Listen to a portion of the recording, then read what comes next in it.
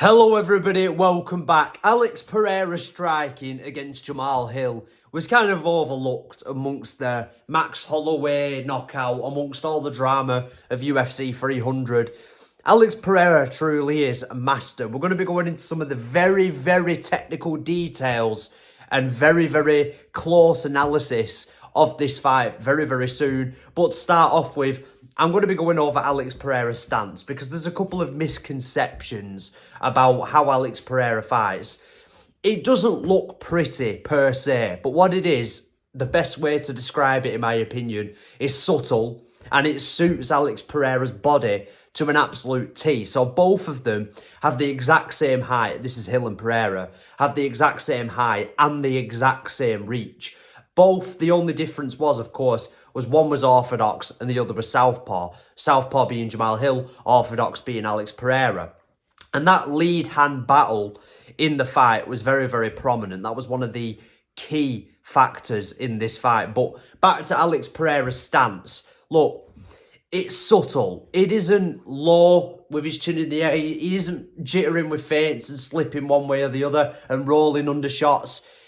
He isn't pull countering. It's very subtle what he does. He kind of stays in front of you and just battles with your lead hand with an outstretched kind of orthodox right hand. It's very strange how Alex Pereira fights, but what you'll see he's able to do in fights is parry shots short. So usually, if you keep your hands tight to your guard, you're going to be able to parry shots and catch them as they get closer to your chin. So if it's orthodox against southpaw and you're batting away the orthodox lead hand, you're often going to be parrying it much later than someone like Alex Pereira, who's parrying it from a much further distance than other fighters usually would. So it's kind of hard to read. It's unorthodox, but it's really hard to read. And fighting that long almost against a guy who's the exact same height and the exact same reach as you can be really risky. But Alex Pereira's so experienced at striking. He understands the distance just so much more better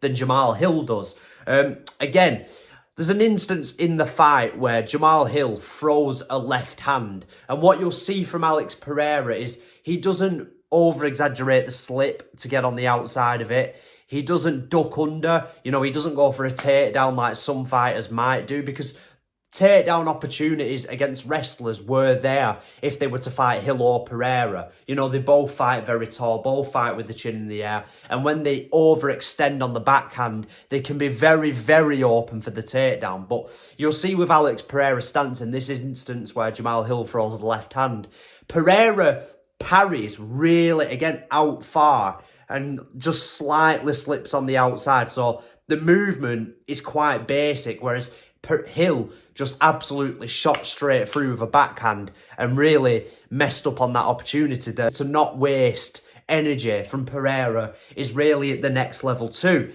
And look, the low kick interception of this fight is, again, another kind of simple thing to go over. But you'll know, as many of you know, orthodox and southpaw fighters, the battle is always to get on the outside of your opponent's lead foot, so you can kind of bring them onto your backhand, your straight hand or your overhand, whatever.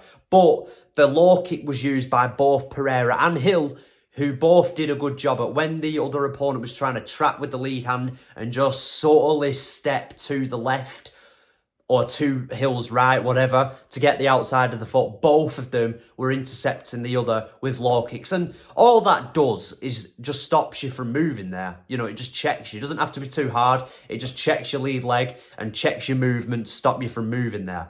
But both of them were throwing one shot at a time. And the lack of combinations from Hill is always going to cost him against someone like Pereira. I said this with Israel Adesanya.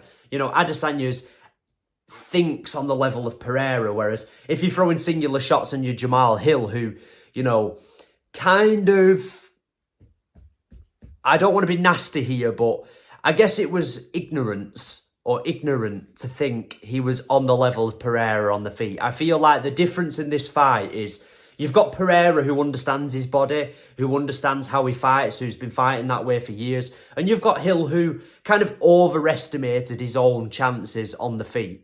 You know, from a technical level, apart from power, Hill was just not there. He wasn't on Alex's level. He was trapping with the lead hand.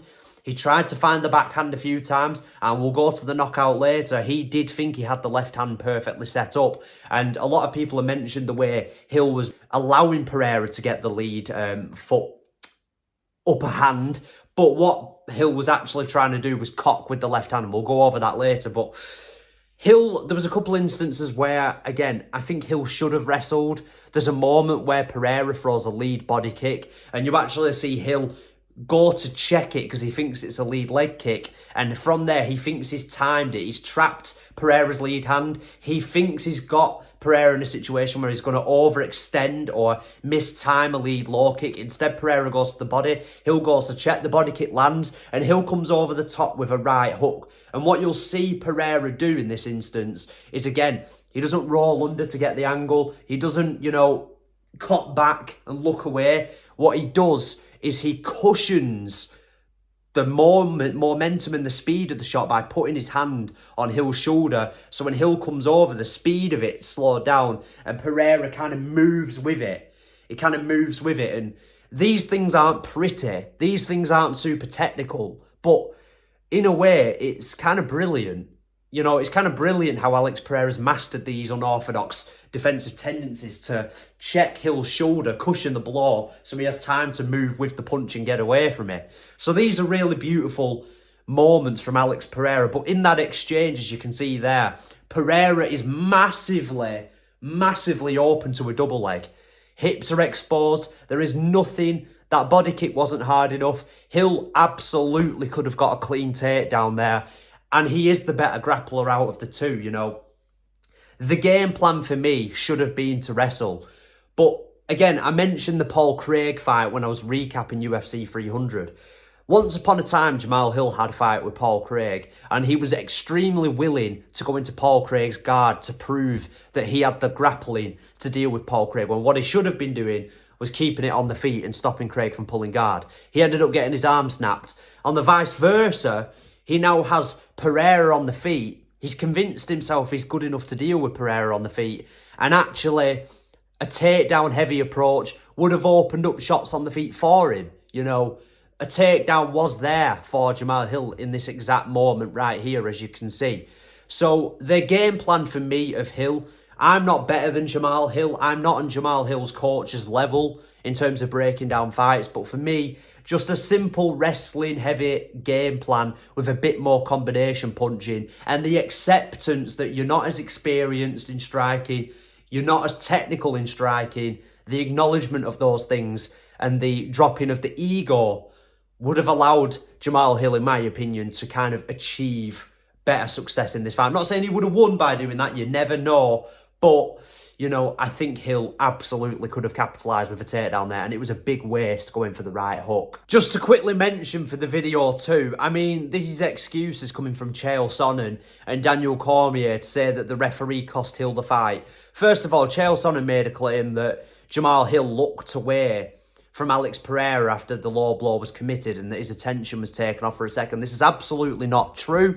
He kept his eye on Alex Pereira the whole time, as did Alex with him, and they actually touched gloves to confirm that they were both ready to carry on fighting. So it wasn't a lapse in concentration from Jamal Hill. I like Chael Sonnen, I love Daniel Cormier, I love them both. They're both legends of the game, but there's nothing worse than when people make unnecessary excuses for fighters after they've lost. Jamal Hill hasn't made this excuse.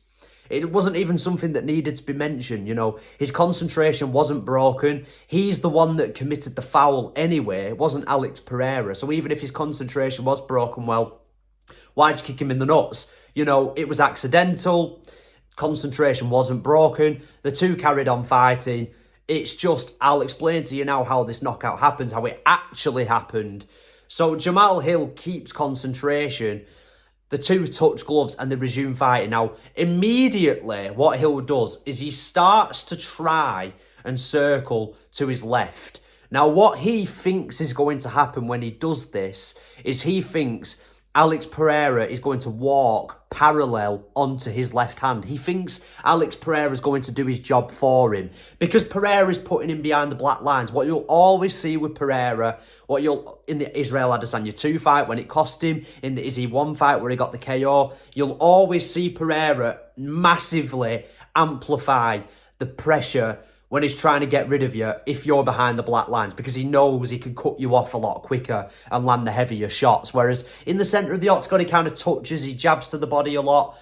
He'll massively up the aggressiveness of his fades if he has you behind those black lines. He'll knows this and actually quite intelligently tries to draw Pereira onto his backhand. But the way Pereira got this kind of upwards left hook under Hill's lead arm was really, really subtle. Now, I've trained boxing. A lot of amateur boxers will know this trick. Stepping on your opponent's lead foot, it takes away your ability to move back. You have to struggle to get your foot and you can actually become quite unbalanced from doing it. It's happened to me. I've done it to other people. It's a subtle thing most amateur boxers and professional boxers use, and obviously professional kickboxers use.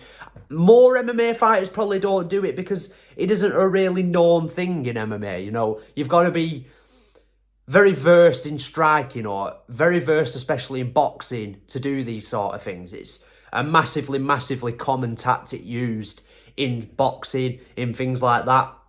And also the contact, again, stepping on someone's foot in MMA might not work if they just grab your leg. If you step on the foot, boom, I'd grab your leg, single leg. You know, but Hill didn't do that. Hill tried to strike with Pereira. So Pereira steps on Hill's lead foot. Now, it's subtle. You almost can't see it, but you'll see, look at where his trajectory is after he lands the hook. So Hill tries to set Pereira up in his line of sight. Pereira's square onto him. He's parallel to him. So he thinks if he throws the backhand, that Pereira's going to be level onto it.